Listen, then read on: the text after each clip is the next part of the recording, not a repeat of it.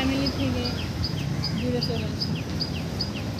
আমার শ্বশুরবাড়ি থেকে আমি অনেক অত্যাচারিত নির্যাতিত হই। ওই সময় আমার পরিস্থিতি থেকে আসি আমি কেমন আছি, কী করব, কীভাবে বাঁচবো, কীভাবে চলবো, এরকমটাও কেউ ভাবি।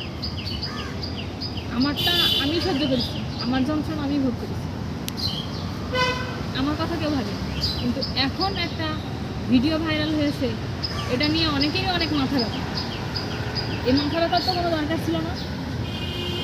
সময় থাকতে যদি সঠিক সিদ্ধান্তটা নেওয়া যেত, সঠিক স্টেপটা নেওয়া যেত, আজকে আমি এখানে হতাম, আজকে আমার জীবনে এরকম হতো। আমার কাহিনীটা হয়তো অন্য কিছুই, অন্যভাবেই তৈরি, কিন্তু তখন কিছু মাতুব্বর আছে যারা বেশি বোঝে, যার জীবন সে কিছু জানে না, অন্য মাতুব্বররা বেশি জানে, তাদের কারণে আজকে আমি। তখন আমার মাথা কিন্তু ব্যথা ছিল অন্য জায়গায়, আর এখনও একই সেম কাহিনী। এখন একটা ভিডিও ভাইরাল হওয়াতে মাথা তাদের বেশি ব্যথা হয়ে যাচ্ছে। ব্যথা মানে খারাপ হয়ে যাচ্ছে না। আমাদের সমাজে কিছু ভাইয়েরা আছে যারা মানে প্রতিনিয়তই বলে যে আমরা দেখছি, আমরা সব ঠিক করে দেব। আসলে তারাই মূলত সর্বনাশের মূল, তারাই আসল শয়তান, তারাই আসল দাতা। যখন আমি আমার শ্বশুরবাড়ি থেকে নির্যাতিত হয়ে আমি আমার বাবার বাড়িতে ফিরে আসি, তখন আমার হাতে উপযুক্ত প্রমাণ ছিল, পুলিশে রিপোর্ট করার মতো ডকুমেন্টস ছিল, হাফ মার্ডার হিসাবে ধরা যায়। তখন তারা বলল যে ওখানেই যখন যেতে হবে, ওই সংসারই যখন করতে হবে, তখন এটা করার দরকার, থেমে যাও। মানে আমাকে দাবিয়ে দিল যে তুমি যতই নির্যাতিত হও না কেন, এর পরিবর্তে আরও হবা।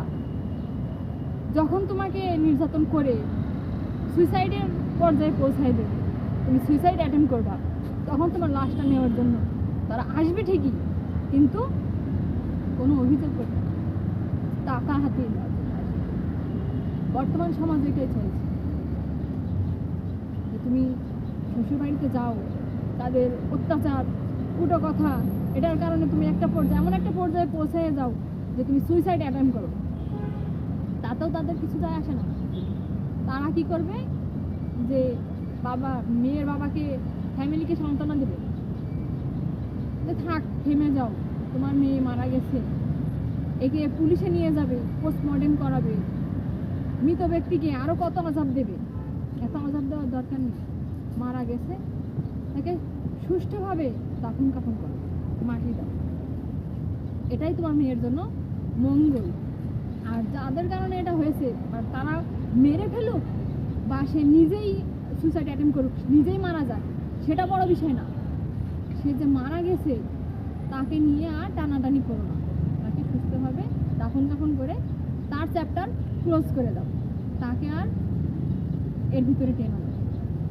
পরবর্তীতে কি করবে, ছেলের বাড়ি থেকে মোটা অঙ্কের টাকা হাতিয়ে নিয়ে নিজেদের পকেটে কিছু ঢোকাবে, নিজেদের পকেট কিছু গরম করবে, বাবাকে সান্ত্বনা দেওয়ার জন্য কিছু দেবে যে নাও, তোমার মেয়ে শ্বশুরবাড়িতে দিছিলা, তো সান্ত্বনা স্বরূপ তুমি এই টাকাটা নিয়ে তোমার বুকটা ঠান্ডা করো।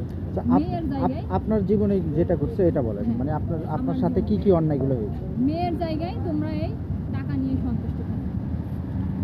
একটা অন্যায় হয়েছে, এটার পরিবর্তে যাতে আর কোনো সময় কোনো অন্যায় না হয়, সেটা তারা ব্যবস্থা করবে কিনা, সেটার উপরে স্টেপ নেবে কিনা, সেটা তারা করে না। হয়েছে আরও বাড়ুক, মানে আগুন লেগেছে যখন আরও পেট্রোল ঢেলে দেবে, যাতে আগুনে সব কিছু পুড়ে ছারখার হয়ে যায়, ঝলসে যায়।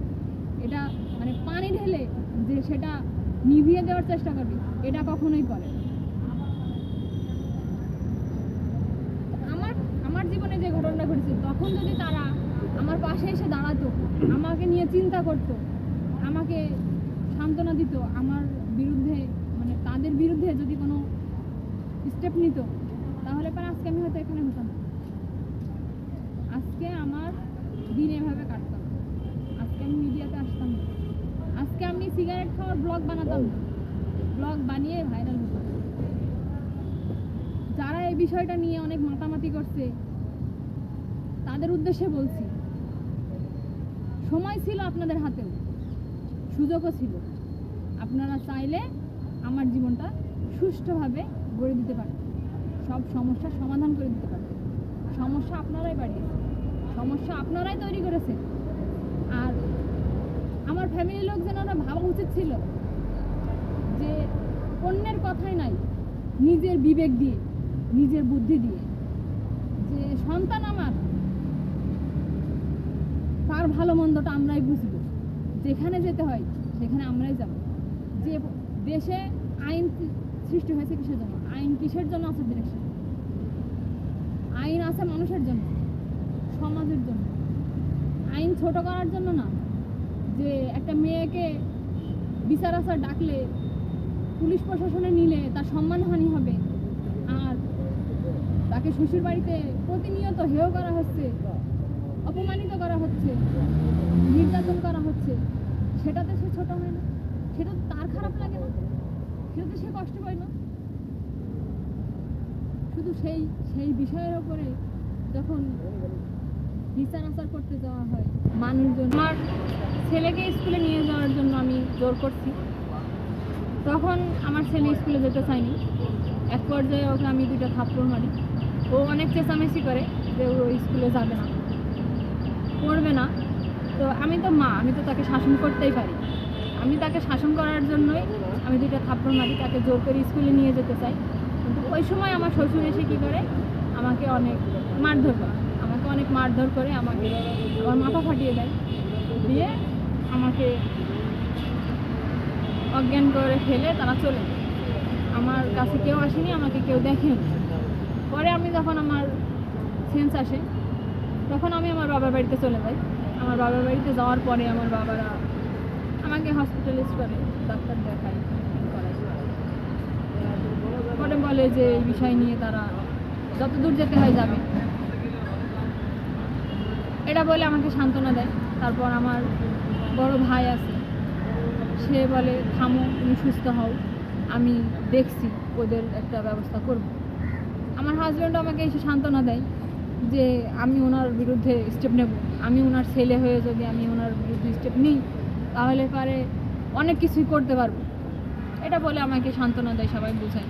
আমি তখন অসুস্থ মানুষ, আমি তো কোনো কিছু করার অবস্থায় নেই, আমি সবার কথা মতো চুপ থাকি। তারপরে 1 দিন 2 দিন 1 সপ্তাহ কেটে যায়, আমার হাজব্যান্ড আর আমার কোনো খোঁজ নিতে আসে না, কিংবা আমার ফ্যামিলির লোকজনও কোনো কিছু করে না। সবাই আমাকে সান্ত্বনা দিতেই থাকে যে করবো।